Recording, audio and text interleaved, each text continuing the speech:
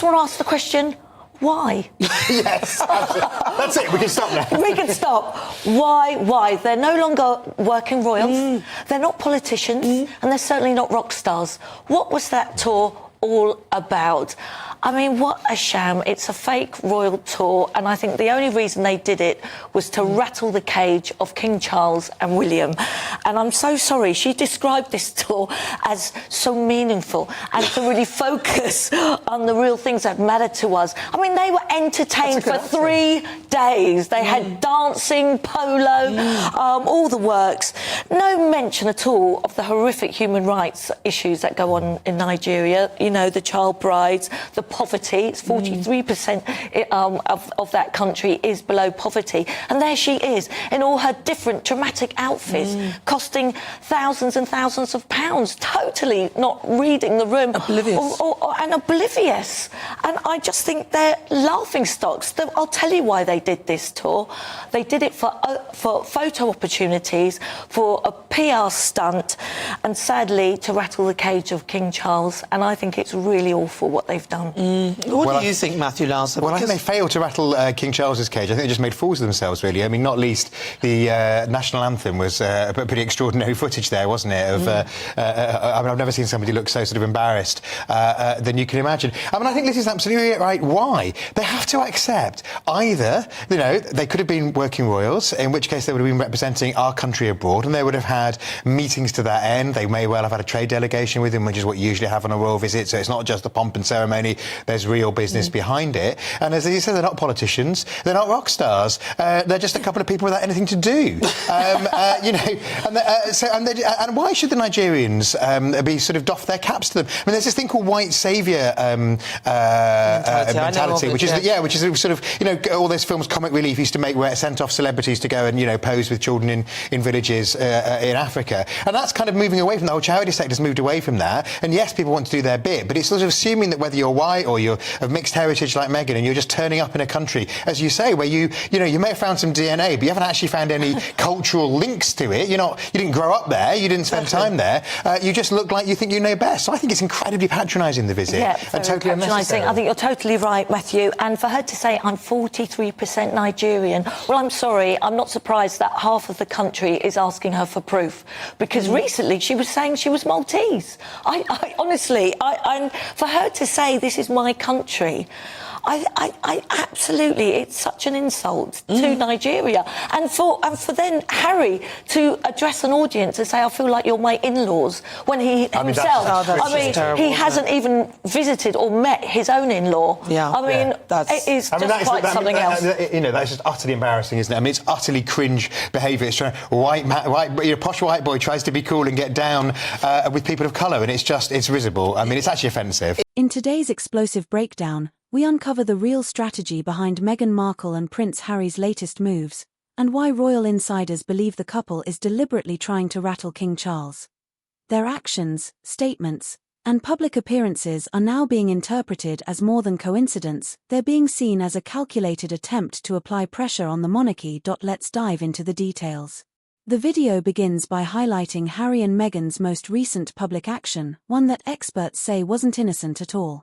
Commentators explain that the timing, tone, and messaging seem specifically designed to hit a sensitive royal nerve, that it's not just about being seen, that it's about being seen in a way that forces the royal family to respond, and according to insiders, King Charles was the prime target of this maneuver.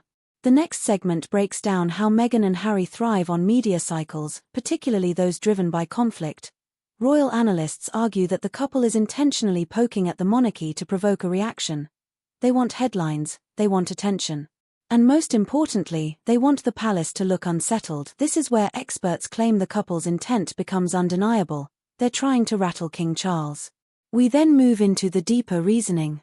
The commentary explains that King Charles is already navigating major pressures, including health, public image, and family unity. This makes him vulnerable. And when a monarch appears vulnerable, those outside the institution may see an opportunity. So when Harry and Meghan make certain calculated statements or engagements, royal watchers say the goal is to disrupt the king's sense of stability and force him back into the narrative. Next, the video focuses on the image battle Meghan and Harry keep fighting to be, while positioning themselves as modern, outspoken, and global, the Sussexes aim to appear more forward-thinking than the monarchy, but the analysts warn, behind the polished PR is a clear objective: outshine the royals, overshadow their relevance, and challenge the king's authority in the public eye. This is where the rattling becomes both symbolic and strategic. The narration then points out how carefully the couple manages their international reputation. Every speech, every event, every appearance is crafted to subtly criticize the royal family without ever saying the words directly. It's the undertone that matters. One analyst says, they want the world to believe they are thriving while the royals are divided. It is really, and I commend the Nigerians for playing the national anthem and forcing them. Yes, because obviously they then had to stand. Now, the Nigerians are very clever people. They're not stupid. Yes. They would know that. That is a message to King Charles. That is a message to King Charles saying, yeah, we're being polite, we're doing what we should do, but we're with you, Charles. Okay, absolutely. Exactly. I mean, Nigerians say it how it is. I've just been on the bus and seen two Nigerian ladies who were telling the bus driver you should get a map. Two Nigerian grannies. And so they're certainly, the same, telling it like it is there. And as we saw in the reaction in the clips, people just think we don't need this patronising but sadly nonsense. They're becoming a laughing stock. Yes. And they're embarrassing Britain, actually. And they're embarrassing Britain. They're embarrassing, everyone. And they're doing it all to themselves. They've got South Park doing cartoon features of them, saying it's the privacy tour. They wanted privacy. What are they doing? Yeah. As I said... Either have a private life, or, be a public figure, which is what you had the choice to do, or go and do something which actually, if Meghan went back to being a film star, I know there are issues whether she would, get the jobs or not. I don't think but if she went back to being a film star, then she might be promoting a film or something. But literally just sort of finding something to do. Exactly. I mean, take up gardening. But the thing is, nobody would be interested in what they're doing if they didn't have connections with the royal family.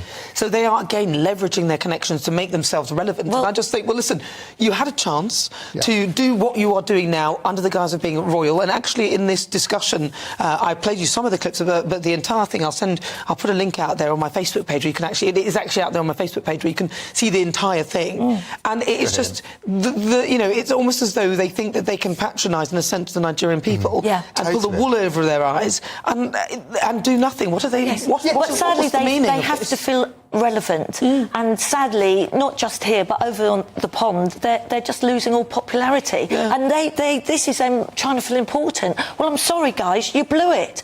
You walked out on this country. And on the Invictus Games, he uses the Invictus Games like he's representing a country. Yeah. I mean, it's a very worthwhile charity. It is a charity. You don't tend to make your whole life about one thing.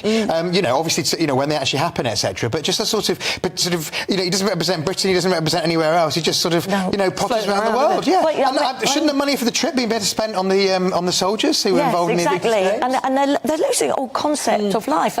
They're just in their own world, aren't they? And I've heard that King Charles and William are absolutely livid with this because it is making a laughing stock. That's probably part of it, isn't it? They probably want to infuriate the royal family.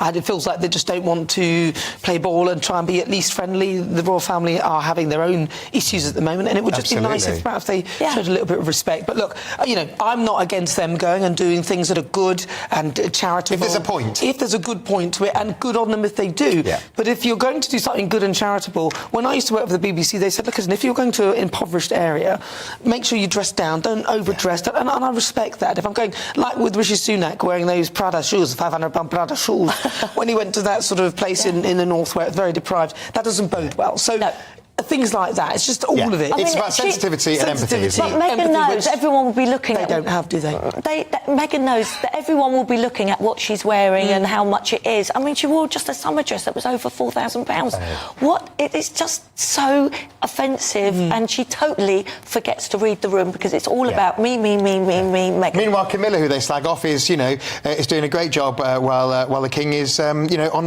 on full-time duties. This alone puts pressure on King Charles, who must maintain an image of unity and leadership. This segment zeroes in on Meghan. Experts argue that Meghan's ambitions require her to remain at the centre of public conversation, challenging the monarchy, questioning its values, and positioning herself as the outsider with truth gives her the spotlight she wants. And the more the palace reacts, even subtly, the bigger her platform becomes. This is why analysts believe Meghan has the most to gain from creating tension with the king. Harry, on the other hand, is caught between his California identity and his royal bloodline. The video explains that any sign of the palace's discomfort elevates his narrative of being misunderstood, sidelined, and mistreated. So if King Charles looks unsettled, Harry's story looks validated. This is why insiders say rattling the king is useful to his long-term brand. The commentary then shifts to the royal response, or more accurately, the lack of response. The king refuses to publicly engage with any Sussex-driven controversy. Royal insiders say this silence frustrates Meghan and Harry, who rely on public pushback to fuel their media momentum, but analysts warn, silence doesn't mean weakness. It may be the palace's smartest strategy. Finally, we hear from experts who believe the Sussexes are playing a dangerous game. Trying to destabilize a monarch with high public sympathy could turn the tide against them. If the public perceives their tactics as manipulative, attention-seeking, or disrespectful during a sensitive period, the backlash could be brutal. The analysis ends with a warning: they're trying to rattle King Charles, but they may only end up rattling their own reputation. So, are Meghan Markle and Prince Harry deliberately trying to shake the foundations of the monarchy? Are these recent moves tactical or emotional? And will the king continue to remain silent? Let me know your thoughts in the comments below, and don't forget to like, subscribe, and stay tuned for more royal commentary.